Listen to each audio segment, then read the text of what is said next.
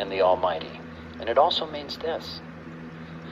Since his mind brought up, and he's perfectly good, ultimately eternally good, since his mind brought it all about, it was originally created to be good. It had to have been, and that's exactly what the Bible says. And that's why we intuitively know, even if we are atheists, even when people say, I don't want to believe in God, they intuitively know something's wrong with the world. And they blame it on different things. But they intuitively know the world is not the way it ought to be. That's why even atheists, if they're honest, are trying to make things better. Why? Because it's a mess. Well, the Bible explains that. The reason it's a mess is because we've departed from the mind of God, which is his word. When you rebel against his word, you're rebelling against reality, not just arbitrary rules. Because his mind created everything, because he's the Alpha and the Omega and the Almighty. When he speaks reality, it is good. And when you say, I decided I don't trust you, I'm going to do what I want to do, you start to die. Why?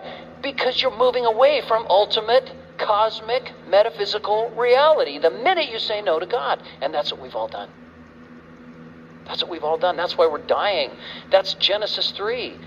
I'll trust myself, thank you very much. I don't need to do what God says.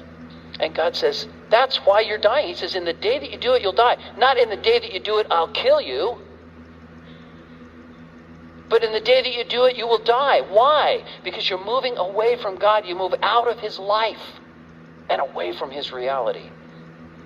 And that's why the Bible is not just a list of rules to live up to. When you see what God says about how we need to be, it's the expression of his mind. And we look at it and we go, I don't know. Even if I wanted to do that, I don't think I can. And he says, yeah, you're right. You don't want to and you can't. If that's true, then we're hopeless. Because we're away from reality. We're away and lonely and cold and dying. And that's why he said, I will come get you. And I will enter this. And I'll become a part of this fallen world. And I will redeem you single-handedly. That's the gospel. You can see it the minute you see that he's the beginning and the end, that he's the Alpha and the Omega. And then you compare what's happened and what the state of his universe is. The huge question is, what are you going to do about it, Lord? And there's only one answer ever among human history that makes any sense of all of this, and it's the gospel.